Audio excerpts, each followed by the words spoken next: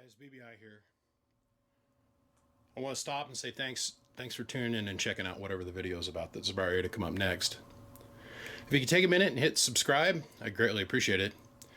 And if you enjoy what you've seen here, make sure to hit the like button. We'd greatly appreciate your support. Anyhow, guys, all that aside, let's get on with the show.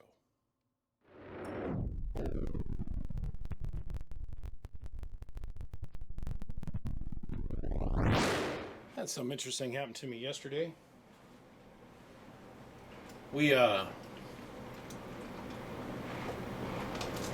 Oh, good old water.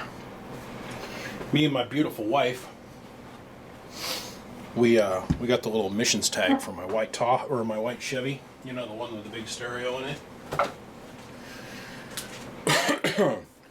Well, we don't keep that here at the house. It sits in storage now.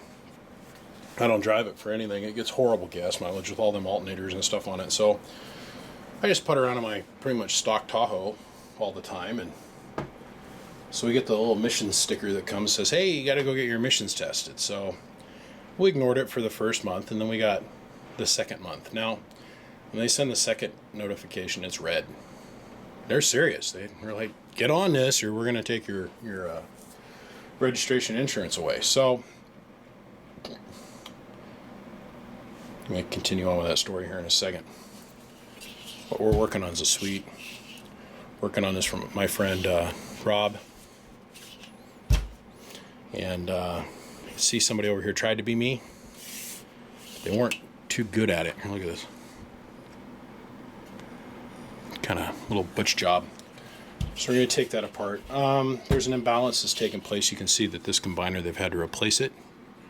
And this resistor is discolored. So first I'm going to change the power wire circuit around, because I did hook it up and test it, ran underneath some low power. All the transistors are good, they're making power. There's an imbalance in these two boards, and I'm going to go find it. But the first thing I'm going to do is I'm going to fix the power leads. Okay, so now that we got that out of the way, let's get back to telling our story. So we go over, and silly me, I disconnect all the batteries except for the one that starts the truck and the one that runs the alarm. Didn't think anything about it. It's been a good 4 or 5 months since I was over there and did anything with that truck, and I left the alarm on. Actually, I'd gone over last week when Zane was here from Big Rig Radio, and we tried to start it, and the battery was just dead. So I took this unit over there called a desulfonator, and I hooked the desulfonator up. I'm going to dry my sponges. Woo! So I take my desulfonator over and I hook it up. I disconnect everything from the battery, and I let it just sit there. And I charged it for a day and go over and check it, and it says bad cell. I went, oh, okay. That's interesting. Brand new battery. Just ran it dead over slow amount of time. So it's an Optima gel cell. So you know how this works. So I disconnected the charger again, cycled it, and let it charge. And it came back up and said, weak battery, but desulfonating. So I left it alone for 2.5 days. So we went over yesterday, after we got done exploring the whole southern portion of the state, and we said, well, we're going to try and go start it. If I could get it started, what I wanted to do was go and get the emissions done on it. So we go over there. Sure enough, the charger now says fully charged. And the way the desulfonator works, I learned about this from my buddy Mr. Black, is it pulses the electricity and then it runs a frequency through it, and it causes the cell plates inside the battery to kind of vibrate. And if there's a bridge or there's sulfur buildup on the plates, it'll shake it off and it'll fall down to the bottom of the battery. You only do this a couple times and the battery goes bad. So it's like, all right. So it told me that the battery was good, that the battery had accepted a charge. I said, right on. So disconnect the charger, hook the eyelets up, start it up. Now, listen, that truck needs a new starter. And that truck needs brakes bad. Like, it's touching the chatter bars. And I, like I said, I don't ever drive the damn thing. So you're not going to see me get too excited about putting any energy or effort into getting the thing running. It's just when you put a big stereo like that together, put $40,000 or $50,000 into one rig. If you ever take that apart, you're never going to get that running again. You're never going to put the whole thing back together. We had a truck, I had to cut a hole in the bed, build an all custom interior for it. Had to tweedledee this, tweedledee that, and get it all freaking perfect.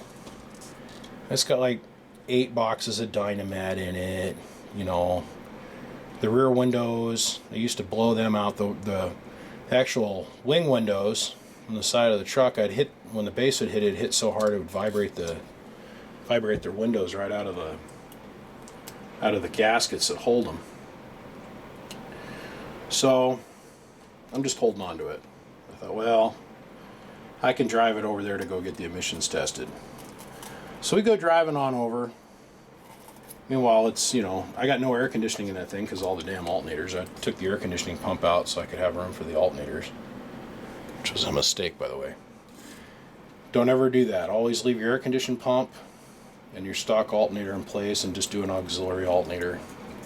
There's so many aftermarket abilities and options that are open to you today that it doesn't make any sense to do that anymore. Back when I did the truck like 15 years ago, McMahon wasn't in their big swing, and you didn't have A-Grady alternators and all that stuff that were doing their show. So you couldn't go get just aftermarket alternator with an aftermarket regulator. Maybe that was our problem. It was kind of touching ground. I could see where it was arcing. So we get over to do the emissions test. Now, I'm not in my truck that's got custom plates on it that say BBI on it, and I'm not in my other truck that says the other license plate number on it that might give it away.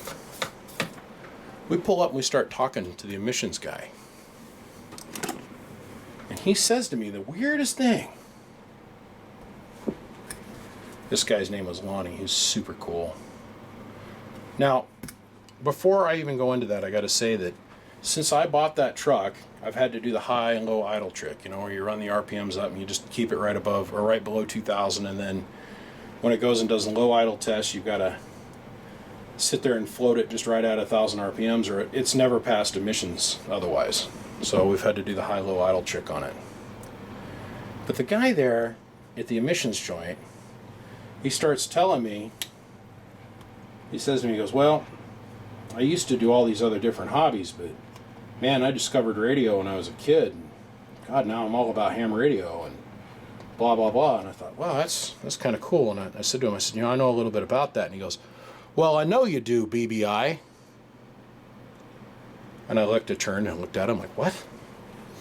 I said to my wife, I said, oh, he must have seen the shirt and put it together. He goes, no, dude, bitch, I'm a fan. And I'm like, no way. No way. It's like, man, I've been watching your movies for a couple years now, dude. You're awesome. And he starts talking to me about all the different stuff he's got, different kind of radios and stuff he's got. Says he's got problems with this and problems with that. And I'm like, well, dude, let me give you a card and you can give me a call and we'll get you squared away. Well, I didn't happen to have any cards because I gave them all away when I was at the BBI Bakerman break here a couple weeks ago and never put none back in my friggin' wallet. Made me feel like an idiot. So, this gentleman, this kind gentleman, was super cool and helped me get my antique old raggedy ass truck through admissions. We had a good time. We laughed and we carried on and really enjoyed ourselves. And he was a super, super nice guy. He's got a license here in town. He's got his call sign and stuff. And after he said to me what he said, I start looking over at his truck, and sure enough, there's a little 2-meter antenna, and he tells me he's got a dual bander in there, and it's like, that's freaking cool, dude. And it really impressed upon me that at all times I have to be ready to jump into that mode. See, like, I don't get the little private time that most people get. There's no separation of church and state here. Have to be in radio guy mode pretty much at all times. Which, trust me, it doesn't bother me. He was super cool, and he was really stoked to get to meet me. Bitch, I'm a fan. It's like, sweet. Oh man, I got that from Tijuana Mama. She got herself wrapped up in some drama or something that was going on. I don't remember specifically what, because I don't care that much. But there was some group of people that were saying something about something, and some jelly beans and some shit. And she says, "You need this." I'm like, "What?" So the next thing that pops up is this picture. And I went, "Oh, man, that's so true." It's like, if these guys don't like me, why do they watch? And if people don't like what I do, why do they send me? Why do I got so much stuff over here to work on? But to have that turn into an anthem for me, sorry guys, that made me smile a little bit. Really did. Really, really, really did. So, Lonnie, I got to say thank you for your help yesterday. It was a pleasure to get to meet you. And he says he's been doing emission testings for a long, long time. And as long as I need to get my stuff tested, I'm going to come see you. So we ended up leaving there. We went and got rid of the truck, put it back in storage. This time I actually disconnected the battery that starts the truck. Been a little bit smarter than the next average tool. I've got it indoor, locked up, secured behind barbed wire fence situation, or I would have just told everybody, "Hey, my truck's unlocked, come steal it." Then you'd have to figure out where my storage unit's at. So, I don't know. You never know. People are pretty creative. But I couldn't believe this guy put together who I was just based off the sound of my voice. My wife went on to explain to me that I have a pretty distinct and unique talking style and am very distinct in the way that I am. And I was like, fair enough. So, Mr. L, we ended up coming back over here to the house. We grabbed him a shirt. And grabbed him some business cards and went back over and dropped him off a shirt and shook his hand again and said thanks for his help.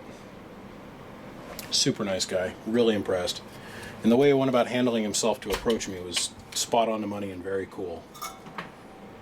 Sometimes people, they'll figure out who I am, they come up and they start talking to me like I've known them for years, and I get more caught up on the fact that I don't know who this person is, and they're talking to me like they know me, and nah, it was cool. So, Mr. Lonnie, I told you I'd give a big shout out, and I say thanks. We had a good time hanging out with you for a hot minute yesterday, but today I gotta pretend like I know what I'm doing. So, now what we're gonna do is Mr. R, the guy that owns this thing, he wanted me to take the fuses out. And I said, "Oh, no, I don't want to do that." He says to me, "Why not?" And I said, "Well, I've got a system. And the system that I have is where I build a little distribution bar and I mount it on the back of the fuses. So now we're going to build that little distribution bar. We're going to get rid of this garbage. This wasn't even soldered. This was buried in a blob of solder, but wasn't even soldered down to that. Which even after I unsoldered it to take it off, you can see where there was cold solder joints and everything here. So I'm saying, guys, is if you recognize me out in public, come up and be cool about it. And you're going to be off. You're going to be really, really tickled with the response you get. So now the only thing I didn't talk to the customer about is if he wanted to make this so that when he turned the amp on, the fans automatically come on, which is the safest way to operate this thing. I know I've talked about this before, but the little thermocouple that's right here is mounted to the board. It's not actually directly making contact with the heatsink, so this thing has to get scoochum hot. And really, it's right on the verge of making it so hot if this thing isn't mounted flat, some parts are going to slide away on it before the fans kick on. So normally what I'll do is I'll bridge over this. So as soon as you turn the amp on, well, I won't bridge over this. I'll come from here to here with a wire. And that affords us the remote on-off ability, because if you just jumper straight over this, the fans are on all the time. This white lead is the lead that runs your fans right here. So, fan on all time. All the time fans need to be on, in my opinion. Well, now that I got that all torn apart, and I got to tell you guys this story, and now we've entered into it, and we've talked about what's wrong with it, I'm going to cut the camera off and quit blobbing everybody's ear hole off. And when I come back, our new distribution bridge will be in the back of this thing. This thing will have all new pretty wire in it. And yeah, we're going to have a little bit of amp horn going on. I shall return. I don't care what you're doing. I guarantee you it's more fun than what I'm doing right here. So we got the 8-pill all fixed, and normally everybody's like, oh yeah, you're done. No. So I had to degrease all the hardware for the outside of the 8-pill. So I degreased it, and now I'm flashing off all the nuts. So I went through and I chemically stripped the nuts. So there's no oil, or not nuts, but the screws for the amp, because the outside of it was a rusticle, right? So now I'm using my surface mount gun to heat the hardware.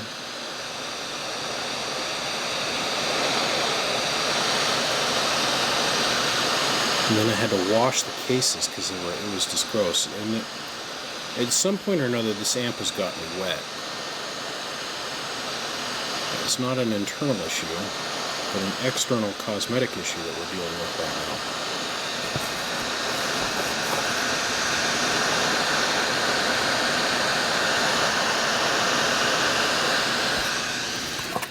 now. Okay.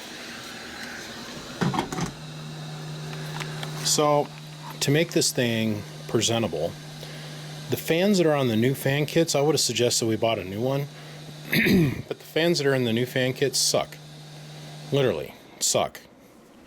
So, let me hold this up here. If you can see how cruddy this is,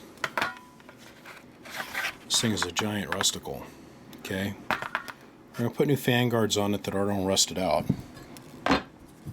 and bent. But the fans looked like they'd been dunked in shit. Be the best way to put it.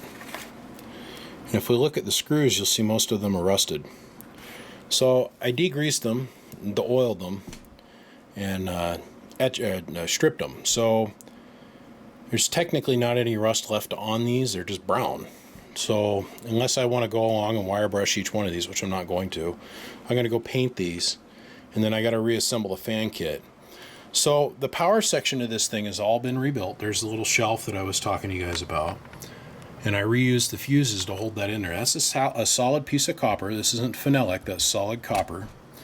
And what it ended up being was this output capacitor, without looking at it, was not soldered down. It was only held on by one leg. It got hot, hence the reason we bypassed this. The other thing that I did while I was in here, I soldered that down. The other thing I did is I made it so when the amp turns on, either remotely or with this on-off switch, the fans will turn on. Okay? Now please listen. The downside to doing this is if the fan is on, you cannot pull the plug out. If the amp is on, you cannot pull the plug out. It'll short out. Moreover, you don't want to pull the plug out when it's hooked up to power. So just keep that in mind. So I got the top and the bottom tins. I washed them. I scraped all the rust off of them. I cleaned up the little stands. These were all full of rust. And I got these pretty well cleaned up, so they're somewhat presentable. Get that little hunk of paper towel off there, or that won't look visually pleasing. Got most of the rust off of these, so they're presentable. And went in and hand cleaned the fans on the top, and pressure cleaned the fans on the bottom. So these are cosmetically clean on both sides, because these are better fans, way better fans than the new ones. So I'm going to go put some paint on this, and I think we're going to put the thing back together. So let me... The other thing I did is what they call a dual ground. There's a ground wire that goes here, and then there's another one that goes up here to this board. Okay, helps unify the amount of current that's going down. Now you got to remember that this amp has got lots and lots and lots of little bolts. And they all hook into this big thing, this big aluminum giant conductor that's on the bottom of the amp. That usually works as a fairly decent amp bus. They've added jumpers in here, Texas Star did, to help link all the boards together to guarantee that if any of the screws backed out, everything would stay close to the same potential. So, I put all new power wire in it, cleaned up all the connections, and actually gave you wire coming out of the back that isn't just this long. I mean, literally like that freaking long. So, okay, on that note, let me go paint some screws. When we come back, this thing will be put back together, and we're going to put it through its paces.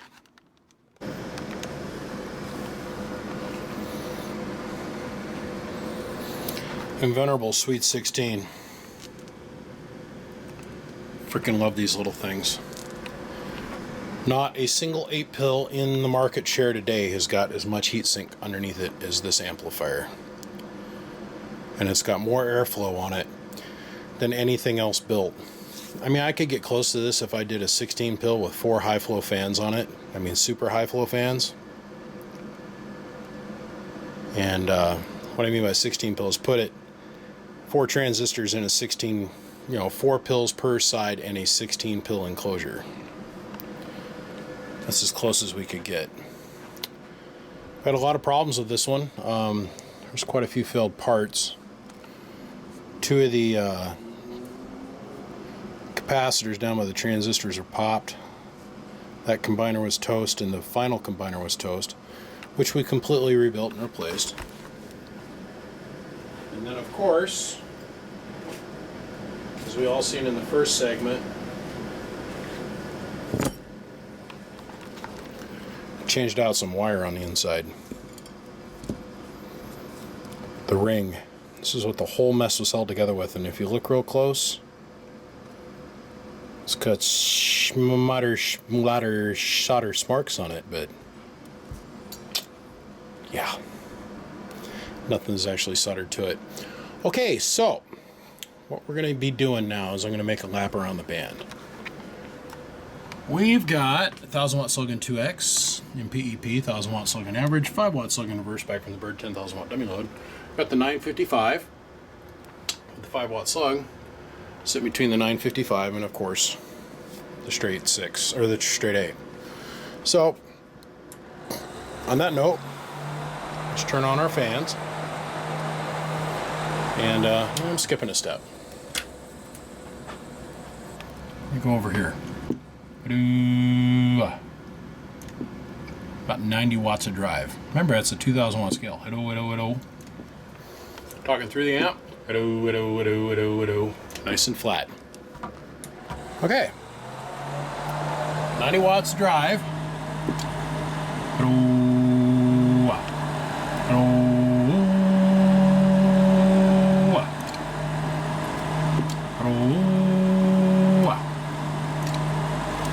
About 15 and a half with only 90 watts of drive.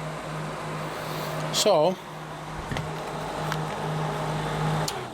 turn off these 2 giant turbo fans that are on here, and 4 giant turbo fans.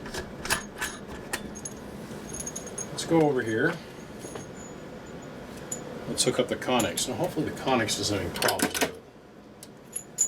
I don't have to dig around and go find a 1-pill to drive this thing with.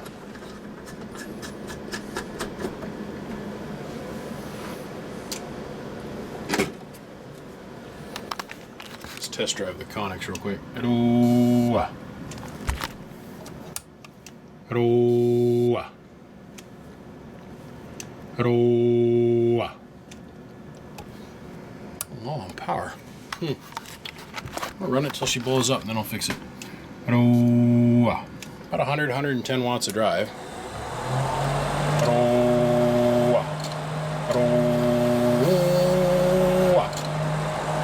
It's pretty close to our 1600 watts. I think this radio's got some problems in the amp section of it. Let's go back to the 955.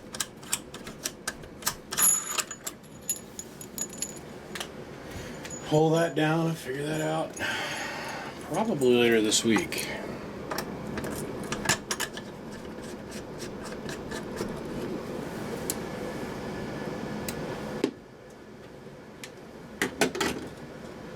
Let's go back to the 955 here.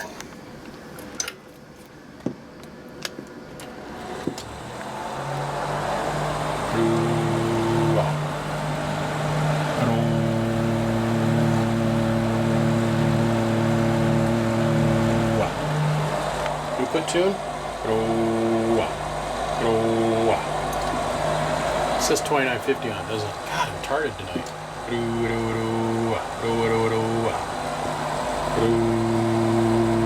Nice and low. Super smooth. I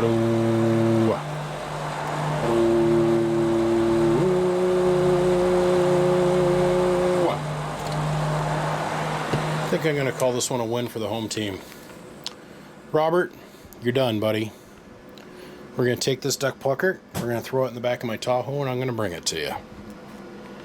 2 new fan guards so we don't have to look at anything that is rusted, corroded, or gross. On that note, I'm out of here. Gentlemen, my name is BBI. I think I covered all the bases on everything I did on this one. Painted all the hardware on the outside. Took the fans off and cleaned them all. Made sure they all worked. Even cleaned the switches so they're nice and white when you look at them from the top, because they were black, which is real common problem. Love these old girls. They just don't make them like this anymore.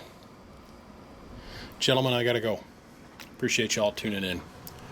I've got other stuff to do. Gentlemen, my name is BBI, and without a shadow of a doubt, I am the biggest mud duck in Idaho.